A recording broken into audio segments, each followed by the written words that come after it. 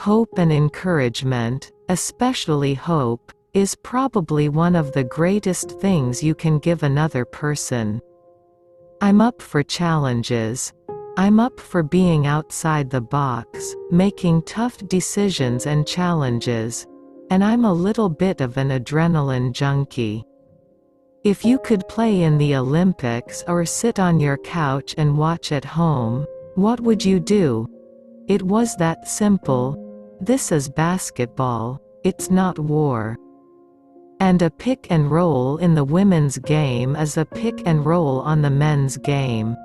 I mean, character, working for each other, trusting your teammates. That stuff, that's universal.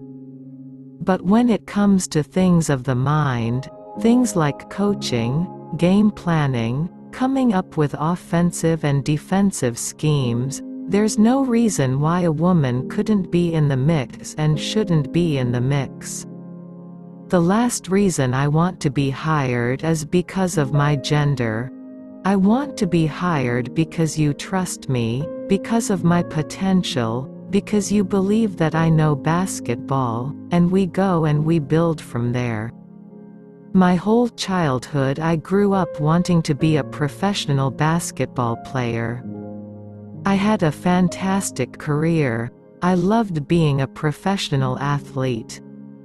It's one thing to watch the NBA, but when you have to be there for every film session, every practice, it's a grind. It's a lot of hard work. I was always with my dad and my brother. I know that if you can't keep up, you get left behind. So you learn to pull your weight. You learn to not be the one that's causing the problems, whether we're camping, where I'd better be the one to help put up the tent. You have those people speaking really good things in your life and it grows and produces fruit later on. But somebody had to initially plant those good seeds.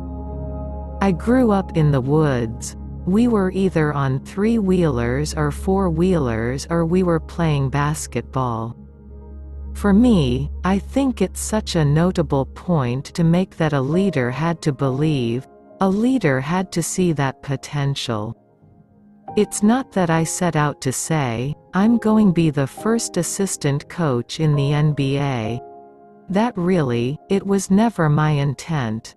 It just kind of happened very naturally. I feel like I've had 20 years of experience at a very high level. If you throw in college, playing overseas, I've played in hundreds and hundreds of games. I think it's kind of silly, actually. I've been coached by men the majority of my career. It hasn't ever been an issue.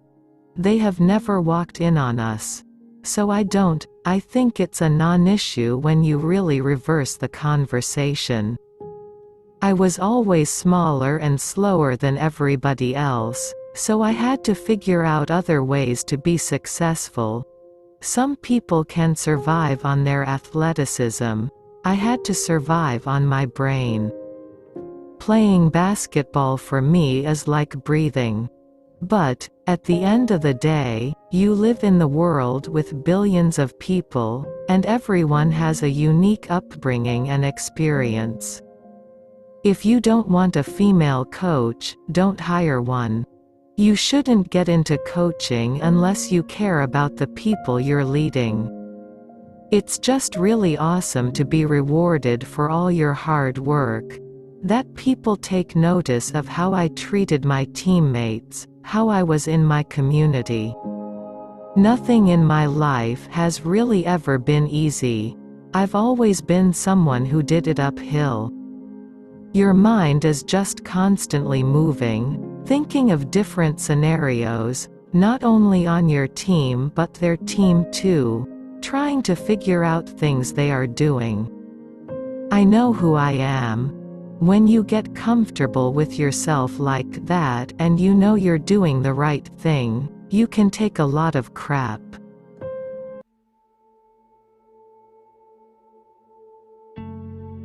Rebecca Lynn Hammon, born March 11, 1977, was born in Rapid City, South Dakota. Hammon learned to dribble a basketball at a very young age, playing Nerf ball with her older brother and father, and continued to hone her skills on her home court. She was raised as a devout Christian. Hammon is an American-Russian professional basketball coach and former player who is the head coach of the Las Vegas Aces of the Women's National Basketball Association, WNBA. She previously served as an assistant coach for the San Antonio Spurs of the National Basketball Association, NBA, a three-time All-American basketball player for the Colorado State Rams. Hammon went on to play for the San Antonio Stars and New York Liberty of the Women's National Basketball Association, WNBA, and for several other teams outside the United States.